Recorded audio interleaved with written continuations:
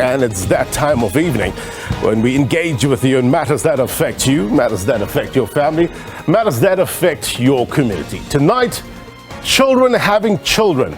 It's topical.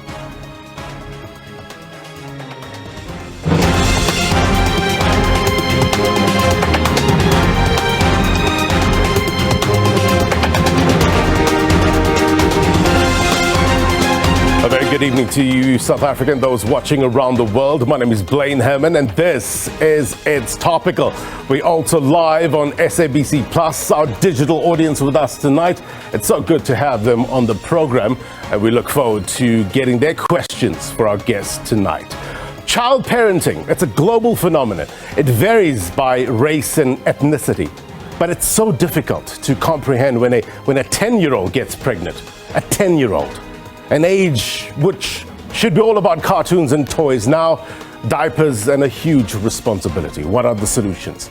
Having said that, are we as the media, commentators out there, sensationalizing the pregnancies of those younger than 16 and not paying enough attention to the upper range, age range, 17-year-olds, 19-year-olds? Are we missing the point here, thereby kind of missing the correct strategy in how to tackle this issue? What about the concept of reproductive justice, the right not to have a child, the right to have a child, and the right to parent children in a safe and healthy environment? How does the solutions to child pregnancy look when seen through this lens? We will discuss, which leads us to the question of the week. And we're asking you, what needs to be done to stop teen pregnancy in South Africa? As always, it's a simple question, but it has complicated answers. Come, follow me. Let's get you context as we always do. And as we always do on this program, it's not about only, the issues on the ground. It's about the solutions that we can find in order to kind of put paid to this issue. At It's Topical, SABC is where we're at. We need to get to the bottom of this. Thank you very much indeed for joining us. Discussion coming up.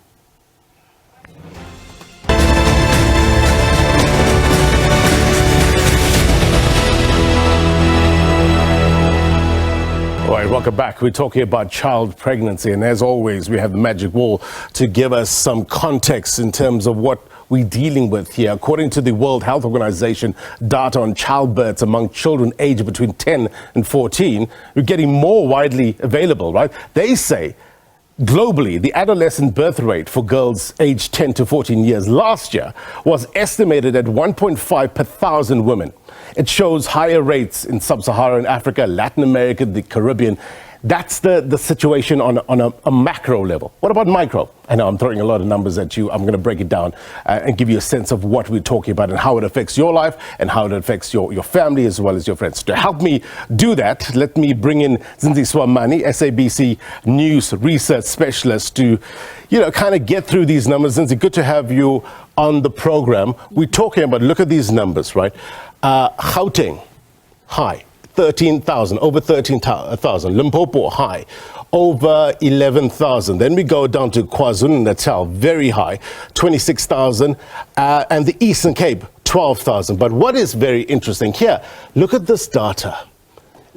Over an 8-month period, over 26,000. And here we're talking about this year alone in the Eastern Cape, in about a 3-month period, over 3,000. Western Cape, look at those numbers. Yes. Why is it, what's behind these numbers? Blaine, as you can see, these are numbers from the 2021-2022 financial year. Right. And the red is the numbers that we've just gotten in the past few months. And we are seeing a steady increase.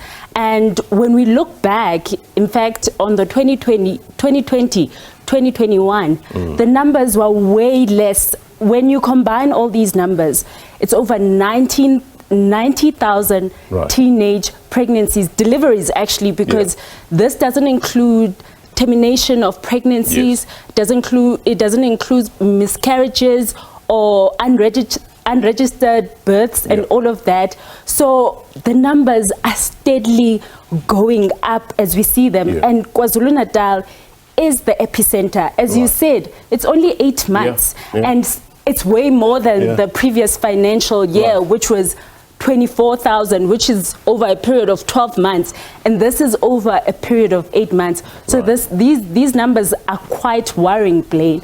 And even here in the Northern Cape, where they were talking over 3,000 learners were pregnant in the financial year between 2022 and March 2023. Yeah. This is very alarming because the Northern Cape is a fairly small province with the lowest number of learners when we look at the country as a whole. So this is a lot of young people getting pregnant. Something we were speaking off camera as well, which was so jarring to me, is that the numbers that we saw during the time of COVID, during the time that we were supposed to be locked down, what were we learning back then? We weren't going to school during that time. We were learning from home. And this made young girls prone to sexual abuse. And also there wasn't much activity happening. There wasn't sports and all of that. Right. So hobbies became sex related, Right, unfortunately. right. So it's important to discuss some of the key drivers, some of the causes of child pregnancies. And these are some of the organizations that put forward some of what they think are the drivers. What's the big takeaways here? Okay, the South African Medical Research Council saw the deficiency in the health system that contributes to this teenage pregnancy, looking at, young people often struggle to go to clinics and hospitals because of the treatment that they usually get in these places. And then the MEC, when they were talking about the 26,000 learners who are pregnant in KZN, attributed those issues to child marriages in rural parts of KwaZulu-Natal. This is also prevalent in the Eastern Cape, which we saw high numbers. We also, GBV is also another factor here, as we mentioned, sexual abuse. 1 in 3 children under the age of 18 encounters sexual violence, and poor uptake of contraceptives, as they say. And we spoke about the disruption of COVID-19. And this is very interesting. Yes. So apparently, children that are in overcrowded homes get exposed to sex in a sense that if you don't have enough rooms, you'll sleep with your kids, and then the innocence is taken away, and that's why you'll see even young children having sexual intercourse amongst each other. What about the phenomenon of the blessers as well, as there are some teachers who are perpetrators? Yes. We've seen this instance of teachers, some of the teachers who are perpetrators. Just last month, the SABC did that story in the Eastern Cape about the teachers in a school in Dudjwa that was suspended for making young girls pregnant. And this apparently had been happening over several years. Several learners were pregnant from these guys. So this is a common thing that's happening. Right. Now, the other important thing to discuss is the law around this. And it is very, very important to understand what the law says, especially with children 12 years and under. They do not have the capacity to consent. So even if they you say yes, it does not consent because it constitutes rape or sexual assault, correct? Yes. It does, correct, Blaine. A child under the age of 12 can't consent to sex. And if that happens, if you see a child that's pregnant, that's under the age of 12 pregnant, you have a responsibility. As the communities, schools have a responsibility. In fact, even from the age of 16, to report the matter, because it's a worrying matter that relates to statutory rape. Yes. 100%. Go on. Yes. Children under the age of 12 can't consent. Definitely can't consent. This is also interesting as well. Look, so 16 to 17-year-olds, right? Yes. Excuse my drawing. Yes. They, in terms of the law, what does the law say in terms of those who have consensual sex? There is a matter of, 2 years that are younger than them? So let's start here. The children between 12 and 16, they can have consensual sex amongst them. So then a 16-year-old can't have consensual sex with a child under the age of 15. Correct. It's considered statutory rape. In this age group, they can have consensual sex, consensual intercourse, it's said. And then 16 to 17-year-olds can only have sex with no person not more than 2 years younger. Right. This is so important because it gives us the basis in terms of what to work with here, informs the strategy of how to get better and how to put pay to these issues. The impact now, this is where we see it manifest in schools, in society at large. And there's this ripple effect, right? From, school being disruptive to getting into this. Yes. So a lot of pregnant girls often get forced to drop out of school. And even though there's policies now that try and help these young girls go back into the system, they fall back behind the schoolwork, they struggle still, and they end up dropping out anyways. And this makes them have a low level of education. Then it results to that cycle of poverty and them not getting proper jobs because they don't have like matric or good grades and all of that. Yes, it's important to note as well. Yes. In terms of obviously the curriculum, I think it's called life orientation, right? Yes. Does that curriculum reflect the realities on the ground, what our teens, what our children are going through? It's a question we're going to put to the education department as well. Zinzi, good to have you on the program. Context, as always, very important. Zinzi Swamani is SABC News Specialist Researcher. Good to have a better mind on this program. All right, so for some, it's a regrettable choice, right, to fall pregnant as a teenager. And intended or not, their studies are somehow affected. Now, 18-year-olds, young mothers, shared their experiences with It's Topical on condition of anonymity. These are their stories. Take a look. Teen mothers reflecting on their pregnancies. It was just too difficult for me. I regret the timing. I really do. I really wish Ngali. Mokadi and Leah, not their real names, fell pregnant when they were in grade 11. Mokadi was just 15 years old, while Leah had just turned 16.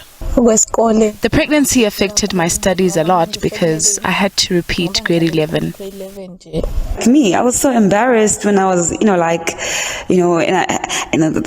stomach, I was squeezing the stomach, on the school desk, so uncomfortable to sit, and my shirts, the buttons kept getting undone, just don't do that to yourselves, girls and boys. Now both 18 years old, they believe teenage pregnancies are avoidable. My mother always told me that I was the one who would change the family situation as I was her firstborn child. I really wish I listened to my mom, and I really wish I listened to my teacher at school, when they were talking about in life sciences. They are both at college furthering their studies. And so is 21-year-old Oratile Mashilo, who fell pregnant just after graduating from matric. But she had to battle mental health issues after giving birth. Mental health wise, yes, there were some challenges, postpartum depression, how am I gonna support this baby, because I'm a student, I'm young. And a piece of advice for teen mothers' parents. When you get the support from family members, there's one big step. So you know that everything that you need, they will be there for you. And just be obedient because of you have made a mistake, and just take that mistake as a learning curve. There have been calls for improved learner pregnancy plan in schools as teenage pregnancies continue to rise in the country. KwaZulu-Natal has recorded over 25,000 pregnancies in girls between the ages of 10 and 19 in just under 8 months last year, with the Northern Cape Education Department reporting that 3,000 pupils got pregnant in 1 year. If we are going to be a solution-based and solution-orientated in terms of trying to stop teenage pregnancy, it's important that every one of us, from parents to MECs to work police to civil service, take responsibility, and we understand that we all have an equal part in trying to alleviate this crisis and stopping this crisis. Meanwhile, calls for arrests are rising as it's believed some of the pregnancies are results of statutory rape. For It's Topical, I am Xolani Ringane, SABC News in Centurion. Right, Baloni, thank you very much indeed. As you know, the news comes first on this program. We've got breaking news on our watch. It's believed that Monsieur Lokota's aligned faction of COPE has terminated the membership of Willie Madisha. SABC News has learned that due to the party's divisions, it has held 2 separate National Executive Committee meetings. What does all this means in terms of the political state of play in South Africa? Stand by. We're going to get you the very latest on this developing story, this breaking story. SABC News is on it. We'll get you more context in a short while. Now back to our topic at hand. At this point, I want to take a regular feature, Word on the Street feature. We took to the streets to find out your take on child pregnancy. Take a look. It all stems down from educating the teenager from the beginning, from the word go, educating boys and girls from the word go, and parents shouldn't be shy about it. Enough awareness has been created about contraceptives and practicing safe sex. I think if more of an initiative is taken to educate the youth and let them know about the consequences of, unplanned pregnancies and all of that, then maybe there could be a decrease. Health practitioners should speak more to students to inform them the risks, that the risk outweigh the benefits to teenage sex and teenage pregnancy. And sex isn't just about having a good time, because you can fall pregnant and that's not okay. Personally, I think teenage pregnancy is a really difficult thing. I've experienced it, and it was probably one of the most heartbreaking things I've ever experienced, because as a teenager, you're like in school, you're told, you can just get an abortion and things like that, it's very easy. But when you actually have to do it, the emotional damage actually experiences something indescribable. As a modern society, obviously peer pressure is one of the biggest things. People seem that once you have sex with someone, it's seen as cool and you're part of this instant clique. It's the decrease of fathers in households that just creates low self-esteem, especially in girls, and they'll look for comfort from other guys. Overall, I would say it's lack of access to contraceptives across the country, and sex ed, our perception of sex as well as teenagers. The roots is all with the parents. It depends how you raise your child. So if you raise your child with good quality values, then I know that this is wrong, this is right, no matter where they're situated. So look at this number, right? It is shocking.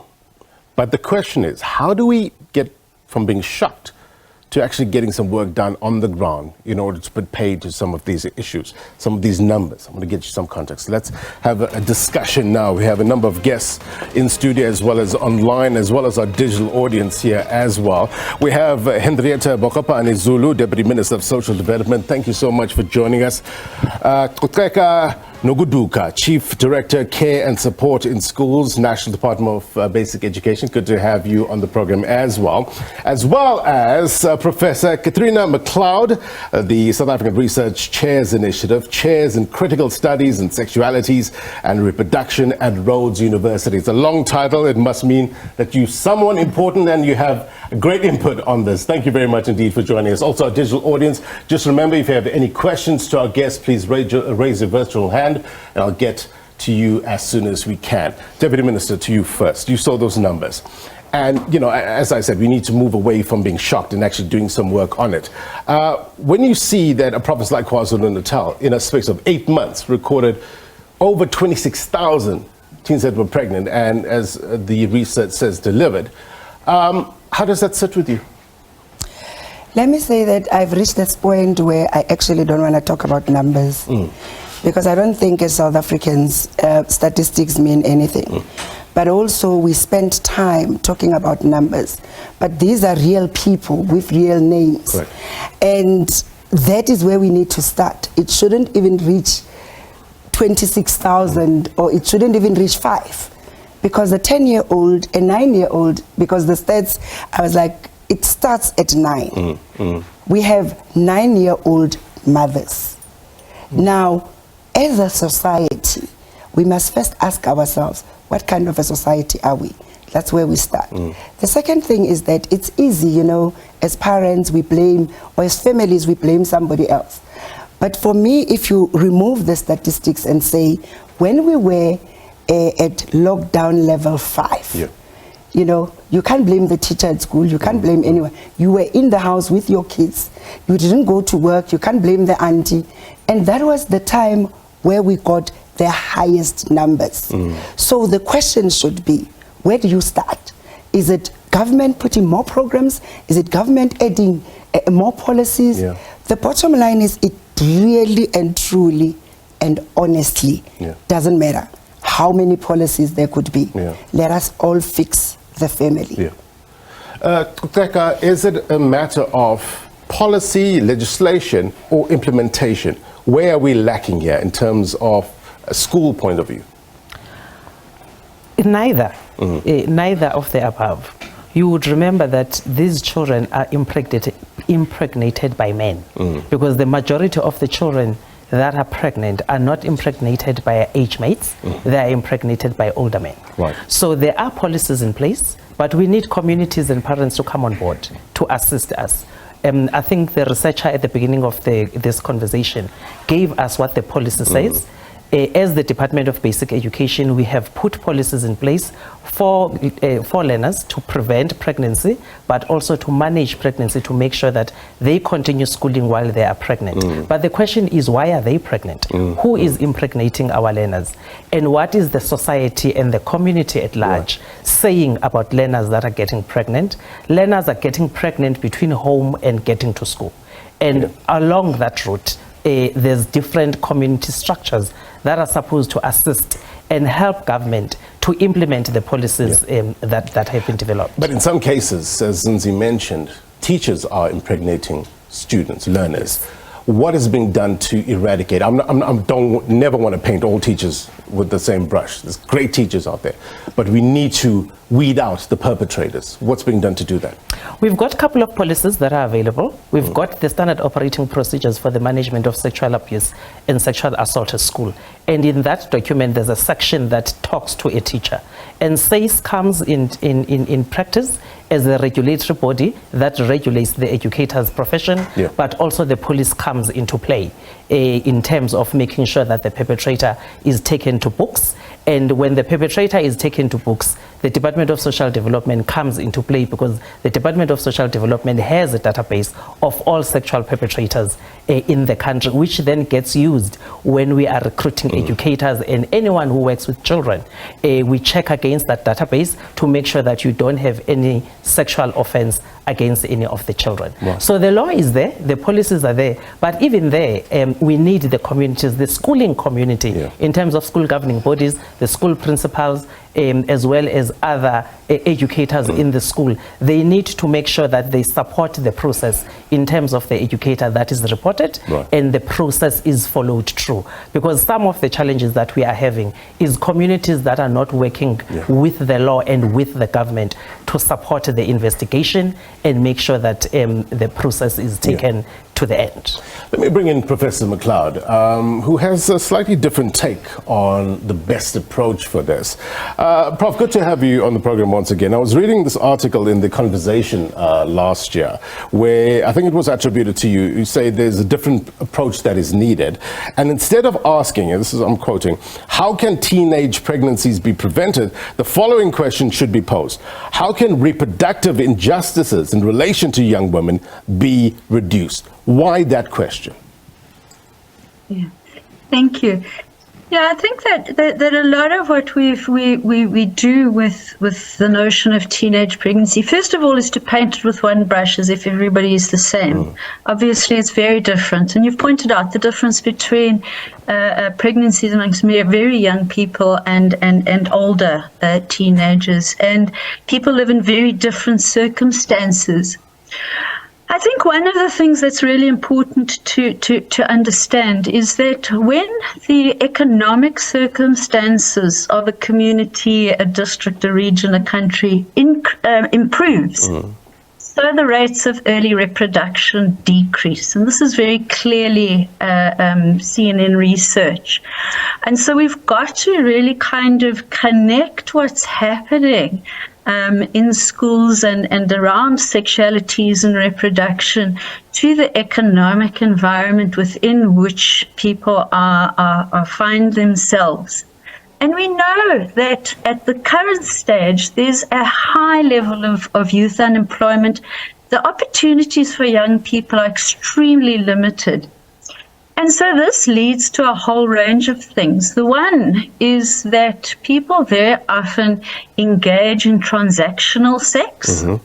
And sometimes, actually, the money that these people make enable a household to survive. Yeah.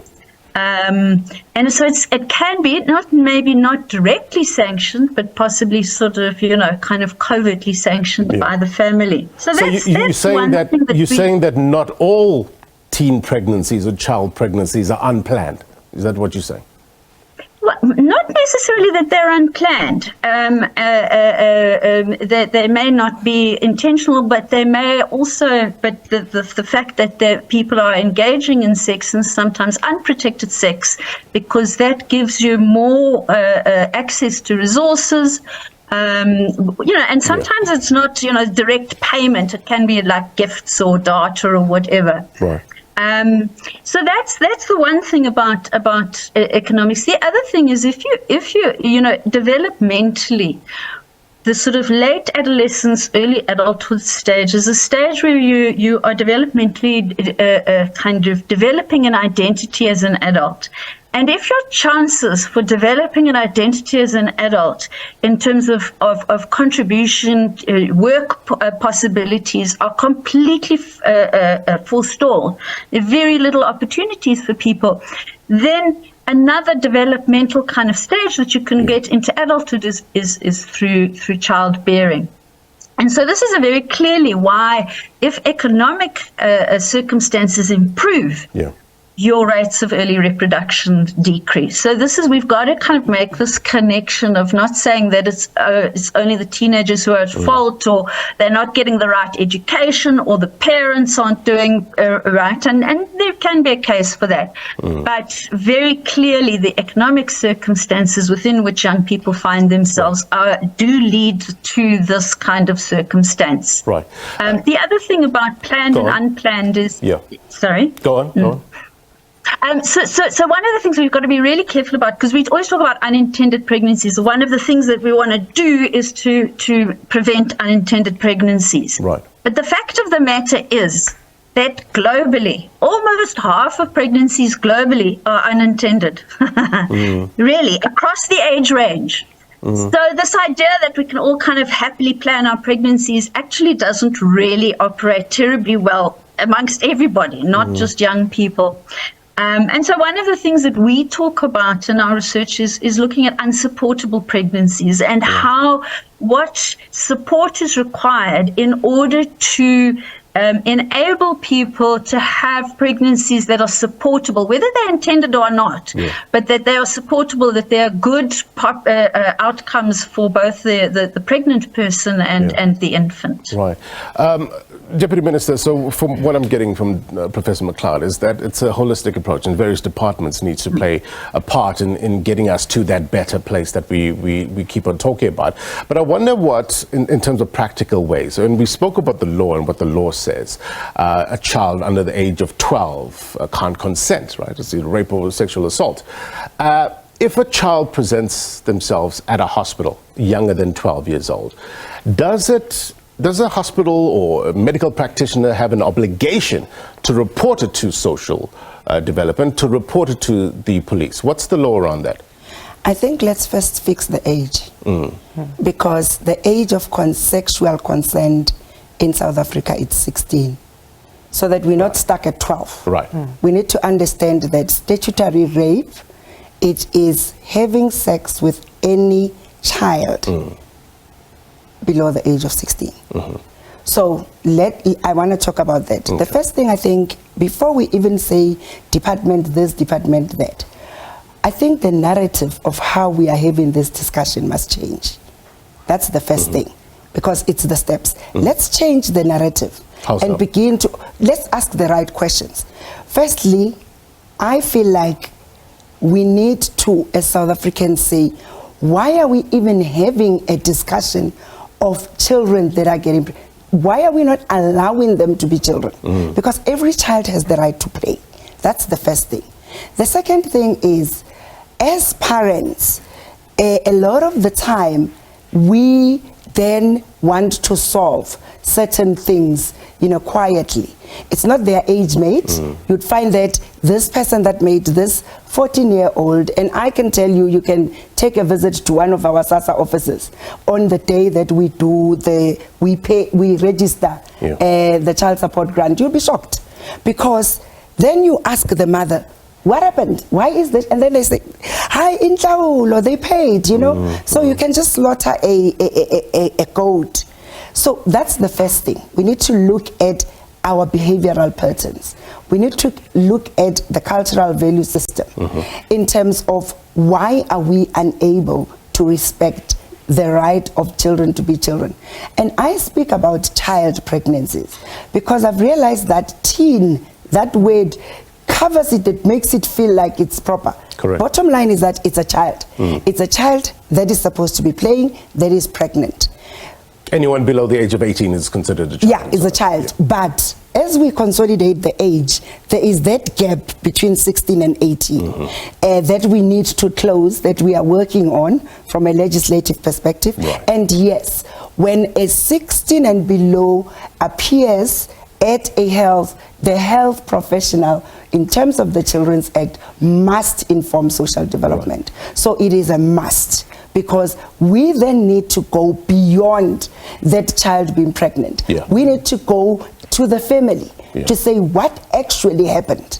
Where does this child come from? Who does the child stay with? Because health will meet the child when the child comes for services. Right. And then they will stop meeting the child when the child comes for the antenatal.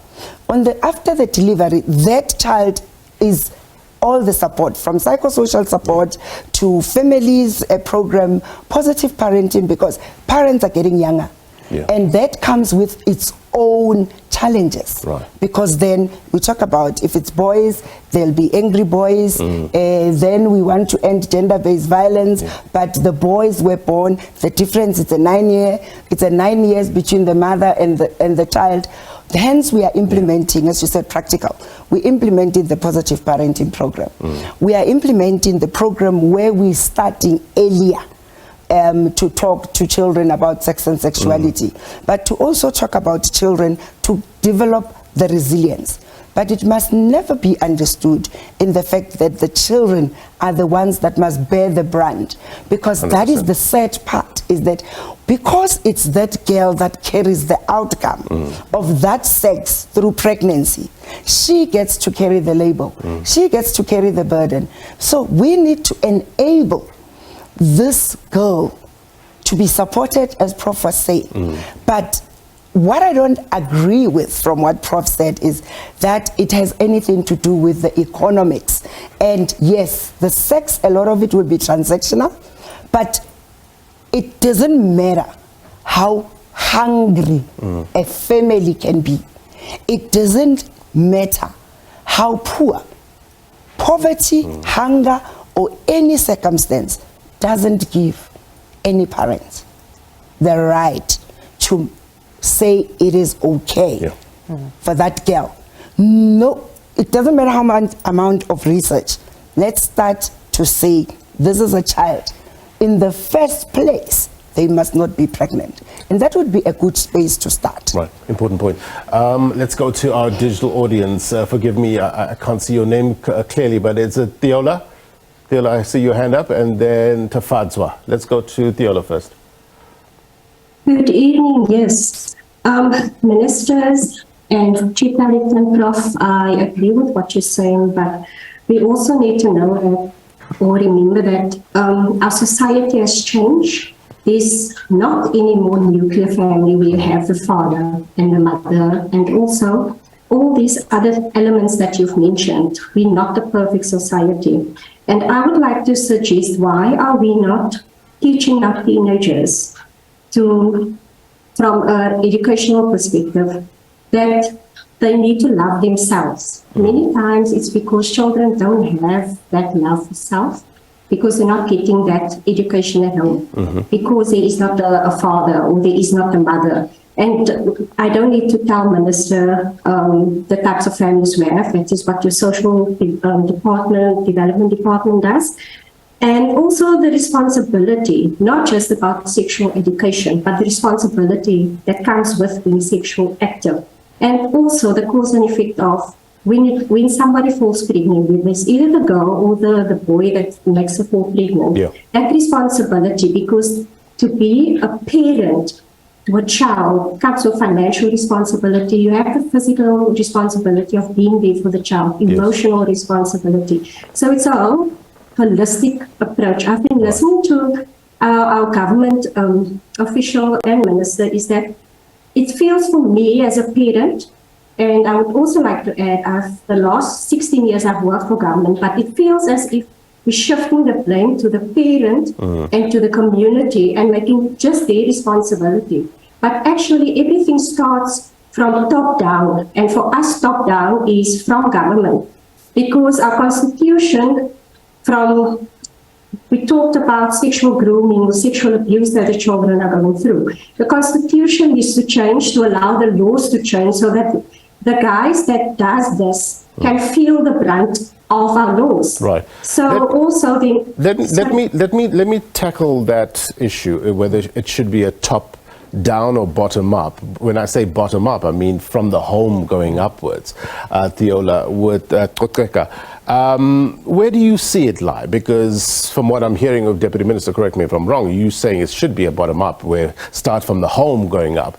But the role that schools play in terms of the curriculum, sexuality education that accurately reflects the realities on the ground, where do you see that line? So as the Department of Basic Education, we had introduced the curriculum, comprehensive sexuality education, between grade 4 and grade 12. And it addresses and tackles exactly the issues as we are talking about. From grade 4, talking about self-esteem, knowing yourself, knowing your body, about healthy relationships and what those relationships look like, and also starting to infuse issues of child grooming, cyberbullying, cyber grooming, and grow the content that is age appropriate to make sure that the children can be able to protect themselves. Protecting themselves in such a way as understanding and being able to identify those inappropriate relationships, because in most of the children that get pregnant, as Deputy Minister had indicated, it's child pregnancy. They're not impregnated by people they don't know. It's not strangers. So the elements of child grooming, a child giving resources to the child, it starts with somebody you know, and then they continuously grow that bad behavior until they get to the sex. So you'll find that as much as we're saying it's statutory rape or it's rape, it's not a violent rape. It's somebody that they know. It's somebody that has groomed this child over time. So the Department of Basic Education's responsibility in the comprehensive sexuality education program and lessons is to teach this child to be able to identify those unhealthy relationships, be able to identify their self-worth, and be able to say no, and be able to know where to report those kind of relationships that they have identified. Just clarify, when you say it's not a violent rape, I mean, it doesn't listen to pain. No, it doesn't listen to pain. That, but it's not a child just walking in the street and then it happens that a child gets violently raped. Walking down the street, they get grabbed into a car or get grabbed into a little posy or get grabbed into a little bush. But we have seen a significant amount of child sexual grooming, which is also a criminal offense. And children, because they sort of feel comfortable, this guy is a taxi driver, is a scholar transport driver, staying down the street, is the uncle, is my aunt's boyfriend. They don't take it as wrong if we don't share the information. So CSE is about sharing that information for learners to be able to know what is wrong, what is right, what is my responsibility and my body, and where do I draw the boundaries. And that in that process, we also then teach about the required commodities in terms of sexual and reproductive health, commodities, your contraceptive. Safe sex becomes a conversation, because if you are pregnant, it's a reflection that you had unprotected sex. And looking at the rates of new HIV infections in the country in that age group, it is a cause for concern that these teenagers, they're not only getting pregnant, but they're also getting HIV infected. And we do bring services in schools. So we've got the integrated school health program, where mobile health facilities come into the schools to provide SRHR services in terms of contraceptives. So the conversation around top up and bottom down, and we need to meet in the middle, is that as a school, we have the curriculum and we have the services, but the policy in terms of the services dictates need a parental consent. So that child to be able to access contraceptive, access a condom, or access a HIV test at school, within the school premises, they need a parental consent. And if the parent says no, then the policy is as good as it's not there. So hence, we're not shifting the blame. The understanding is that the policies are there, the programs are there, but remember, these are not our children, as we had indicated. Until you are 18, you are a child. And the parent is saying, I sent my child to school to learn. What do you want to do to my child? So there is that parental consent and parental conversations that need to take place for these programs to success. Tafatswa, your question to our guest. Good evening, everyone, and thank you for this opportunity. Well, it's not really a question, but a comment. I wanted to say that I actually, interestingly enough, agree with what the government officials are saying, in the fact that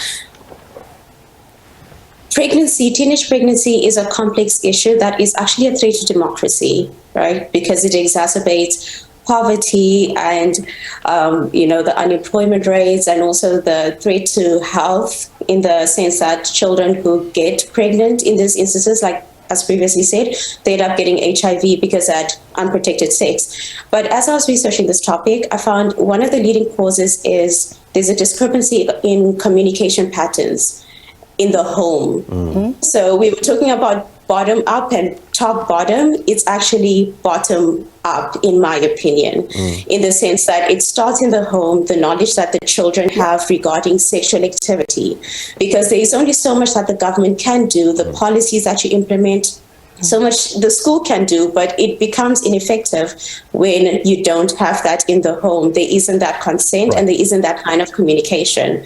And if I may be allowed to say this as well, is that with regard to that communication pattern, one study actually found, which was done in the KZN, by the way, that in white family homes, they tend to have less teenage pregnancies than the Black African homes, and the reason is because of communication patterns. That study said that with white parents, they were more open in line with communication with their children in terms of sexual health, sexual activity, contraceptives, and being open to giving their children access to those, as opposed to Black African homes. So that is something that we do need to look at, and that's why it's a bottom-up issue and not top-bottom. All right. Thank you very much indeed. Professor McLeod, let's bring you in there and kind of get a sense of, this bottom-up, top-down issue. Do you think parents don't understand that they need to be responsible for their own children? Do we need more programs in order to better educate parents? Where do you see the issue? Yeah. I just want to address the sort of race issue that the previous speaker spoke to. And I think we've got to be really careful to just say, well, white people talk to their kids. I mean, there's a whole range of factors that could be involved with why certain groups have lower rates than others. And, economics is one of them that I've mentioned previously, and communication may be one of them, but I think it's a hell of a lot more complicated than just saying, white parents do talk and black parents don't. I think that's a bit too crass. But look, there have been, forever and a day, people have said parents must speak to their children. But we know that there's a taboo and it's difficult. It's not easy for parents to talk to their children about sex. And this is across the board. That's not to say that they shouldn't, and that there shouldn't be programs that work with parents about how to. And there are some very good NGOs that are doing programs with parents about how to speak to children about sex in age-appropriate ways and in non-stigmatizing ways and in supportive ways.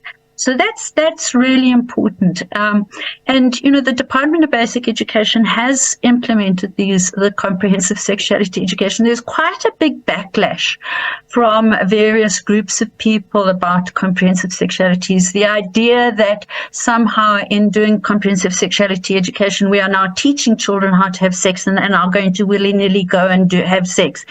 And the research shows completely the opposite, that when learners are exposed to comprehensive sexuality education, there's a decline in people and a delay. Sexual debut is later.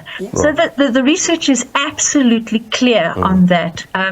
The problem, I think, with comprehensive sexuality education in South Africa at the moment is that very often, it's done within life orientation. And often in schools, life orientation will be given to teachers who aren't trained in the area. Maybe they have a lower workload, and so then they've got to kind of make up the time, and they said, okay, well, you do that, Or, there's somebody who does sport and they need a teaching subject, so they're given LO. So we've done research recently on comprehensive sexuality education in the schools, and some of the teachers are saying, well, we really don't know what we're doing. So, and I know that the Department of Basic Education is now trying to look at how teachers are trained initially in pre-service training, but also the scripted lesson plans are being rolled out, and there's in-service training on that. So I think there are a lot of conversations that are going on about sexuality, but what's really, and I think this perhaps in some senses this program kind of feeds into this, because a lot of the problem with adolescent sexual and reproductive health is stigma and discrimination. The idea that we shouldn't be talking to, or they shouldn't be going to go to clinics to get contraception, where they'll be met by health service providers who are saying, why are you coming here? You're not supposed to be doing this stuff, And so we've got to get to the stage where we understand young people as developing sexual beings. And how can we then engage with them in a positive way and not in a kind of very discriminatory and a way in which we sort of shame them for being exploratory, for wanting to do these things. We need to do it in a very kind of constructive way, and that involves, literally your frontline workers, as well as obviously at policy level, etc. Professor, thank you very much indeed. 1 hour's just gone. But this doesn't end here. Digital audience appreciate your time as well. The SABC, we're going to have a focus on this during this week. So much more discussions, much more proposals in terms of solutions as well. So no doubt we'll be knocking on your doors to get some views as well. But thank you very much indeed. Really enlightening, really instructive. Appreciate your time.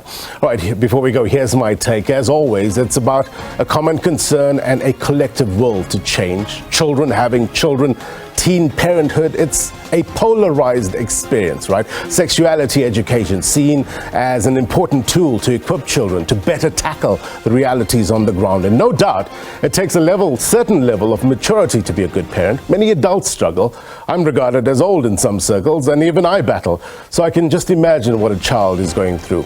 But we must never forget that children, boy or girl, below the age of 12, do not have the capacity to consent to sexual activity.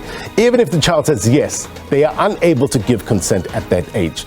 So it constitutes rape or sexual assault. Plain speak, right? This is what it boils down to. And look, bottom line, we are no doubt a sum of our memories and life's choices. So for the betterment of our community and our nation, let's make good ones. And that's my take. All right, I want to go now to our breaking news story and get the very latest. It's believed, as you know, at the top of the hour, we mentioned that Monsieur Lekota's aligned faction of COPE has terminated the membership of Willie Madisha. To hear more on this, we are joined via Zoom by COPE Acting General Secretary Mzondile Hleko. Sir, good to have you on the program. What's your understanding in terms of this development? Why was this action taken? Sam. Today we had a meeting of the Congress National Committee. Madisha was part of our meeting.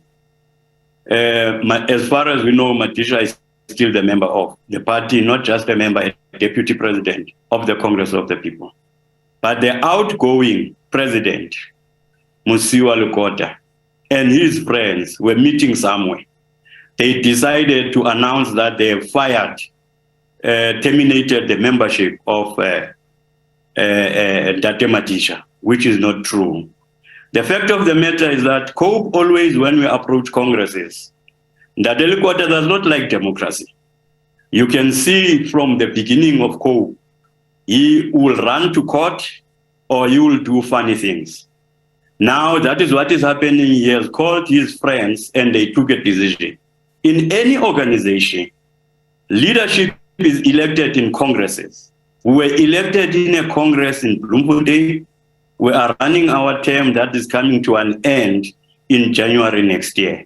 But in terms of the COPE constitution, there is a calendar for congresses that between April and June, all provinces must have gone through their provincial congresses, and in July, the National Congress must sit in a year that presides elections. So this is that year. Now, Date Lekota knows that he is not going to hold an office again, but is trying to have friends who are going to just destabilize the party, that we must not be able to go to the Congress. So no doubt we're going to reach out to Monsieur Lekota and get their take. But what's the way forward now, sir, in terms of this debacle? The way forward is that Date Madisha and us were busy making sure that congresses are held in provinces, and we're going to a national congress in July, end of July. And that is the congress that is going to tell us who is the leader of the party.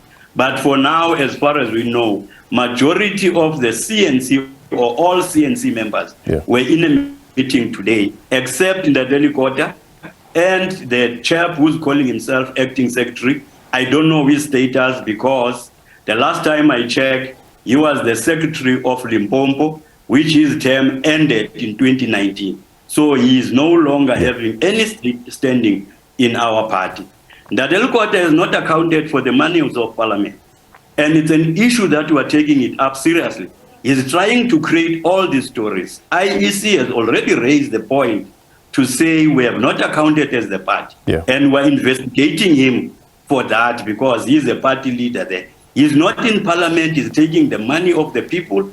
COPE is not represented in parliament, he's staying in his house receiving money. And because we're going to congresses now, is all out to destabilize the party. No doubt we'd have to keep around and say so and so is fired and so is like I hear that you. is not.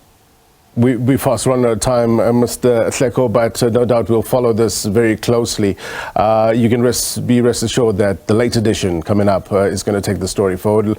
The political state of play in South Africa, never a dull moment. That was Mzondile Hleko, COPE Acting General Secretary. Just before we go, if you miss anything, be sure to watch this episode of It's Topical on YouTube. Sports Live is up next. If you're watching a repeat of this program, then as always, the news continues. Until next week, my brothers and sisters, take care. Bye-bye.